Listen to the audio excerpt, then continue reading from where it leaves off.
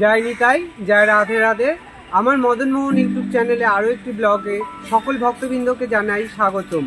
আজ আমি চলে এসেছি শোভাবাজার গৌরিয়াবাড়ি পরেশনাথ মন্দির। এটি হচ্ছে শোভাবাজার গৌরিবাড়ি লেন পরেশনাথ মন্দির। তো সবাই সাথে থাকো, দেখতে থাকো। আমি আস্তে আস্তে মন্দিরের ভিতরে ঢুকে পুরো মন্দিরটি দেখিয়ে দেব।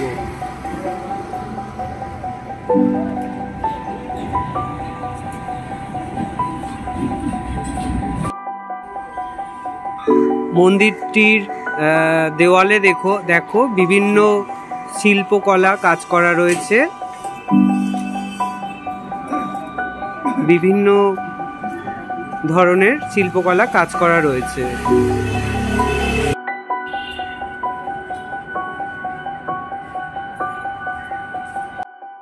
এটি হলো মন্দিরের মেইন গেট। এবার আস্তে আস্তে মন্দিরের ভেতরে প্রবেশ করব। এটি প্রবেশদ্বার। আস্তে আস্তে ভেতরে প্রবেশ করব আমরা।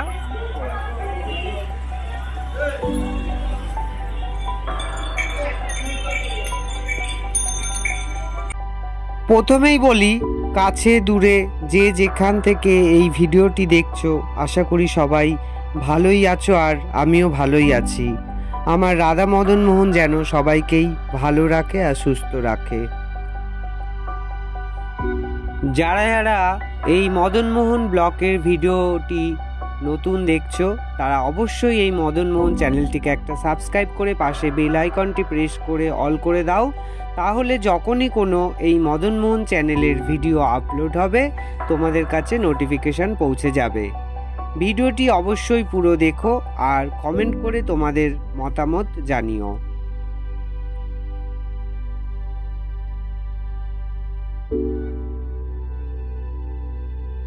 উত্তর কলকাতায় গৌরিবাড়ি এলাকায় বদ্রীদাস স্ট্রিটে অবস্থিত এই মন্দিরটি। এটি হলো জৈন পরেশনাথের মন্দির। এবার বলি, মন্দিরটি আসতে হলে কিভাবে আসবে তোমরা। যারা ট্রেনে করে আসবে তারা বিধাননগর স্টেশনে নেমে অটো করে হাতিবাগান এসে ওখানে জিজ্ঞাসা করলেই হবে যে পরেশনাথের মন্দির কোথায়। আর যারা মেট্রো করে আসবে তারা শোভাবাজার সুতানুটি নামবে।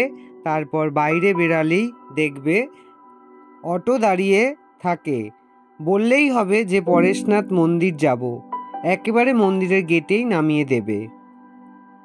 এবার এই মন্দিরটির তত্ত্ব কথা বলি।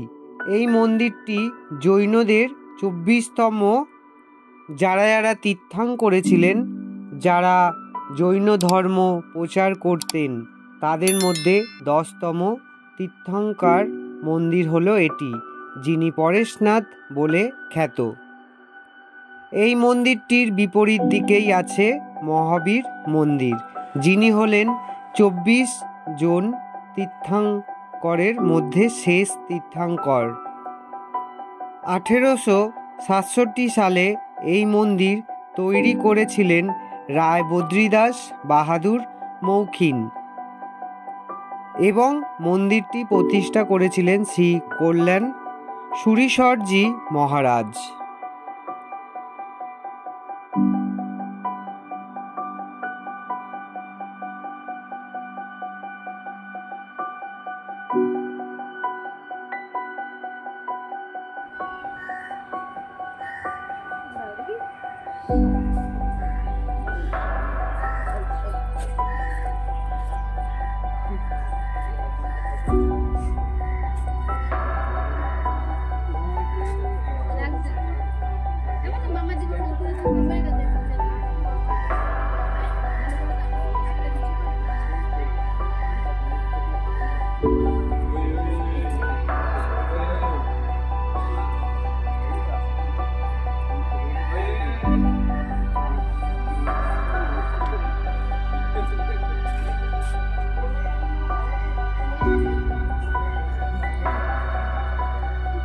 এই মন্দিরটির ভেতরে গিয়ে ভিডিও করা বাধা নিষেধ আছে, তো সেই কারণেই আমি ভিতরে যেতে পারলাম না, তাও আমি চেষ্টা করছি, যতটা পারছি দেখালাম তোমাদেরকে। আর বাইরে থেকে আমি পুরো ভিডিওটাই তোমাদের মন্দিরটা পুরো দেখালাম। আর পুরো মন্দিরটাই হচ্ছে মার্বেল আর রঙিন কাজ দিয়ে তৈরি। ভেতরটা সত্যি খুব সুন্দর, দেখার মতো।